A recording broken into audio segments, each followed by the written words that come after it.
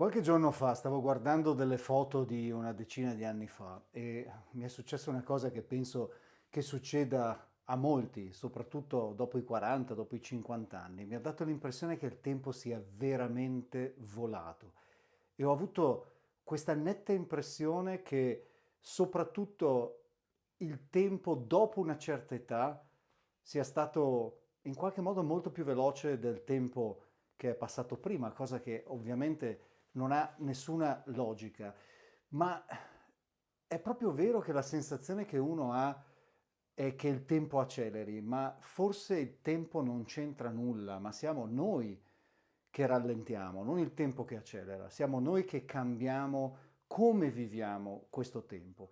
D'altra parte bisogna considerare che il cervello non ha un orologio lineare, eh, misura il tempo sulla base delle esperienze emotive vissute e ovviamente le esperienze nuove sono emotivamente più interessanti per ognuno di noi. Da bambini, per esempio, tutto è nuovo, quindi il cervello è super ricettivo, registra tutto, sente tutto e quindi ogni giornata ha un livello di intensità, anche se probabilmente non ce ne rendiamo conto quando siamo bambini, molto molto elevata. Il cervello, mano a mano che cresciamo, si automatizza.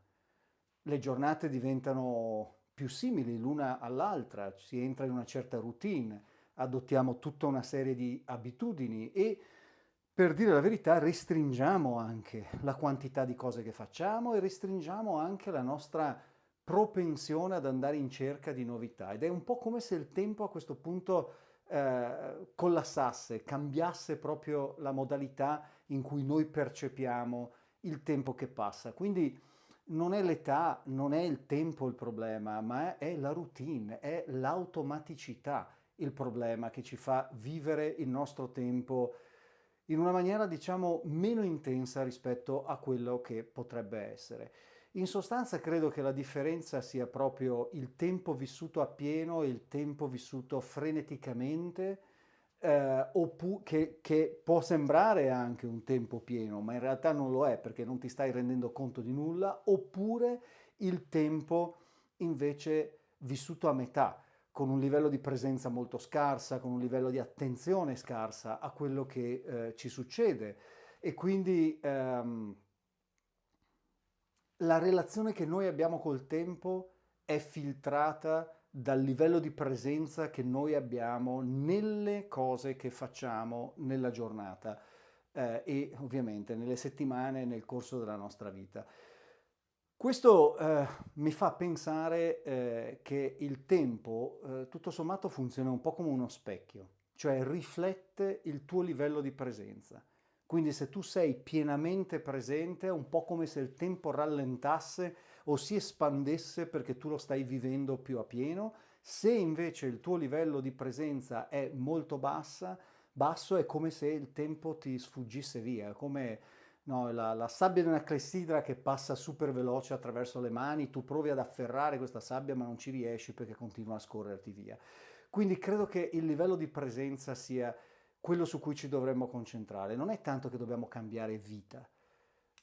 Tutti sono così concentrati sul dover aggiustare qualcosa della propria vita, ma forse l'unica cosa che dobbiamo aggiustare è il livello della nostra attenzione, il livello della nostra presenza. Forse dobbiamo sintonizzare il nostro cervello meglio per vivere appieno le esperienze che facciamo e quindi magari inserire delle novità veramente mirate ed emotivamente interessanti nella nostra vita, praticare la presenza deliberata, cioè accorgersi se sei o non sei presente nelle cose che fai.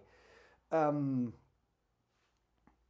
ecco, bisogna rendere questo tempo più vivo e non è che ci sono dei trucchi o dei segreti per farlo, credo che ognuno di noi debba trovare la propria chiave per farlo perché ovviamente dipende da che cosa ti emoziona, da che cosa ti piace, da quali sono le cose su cui vuoi veramente essere presente nella tua vita.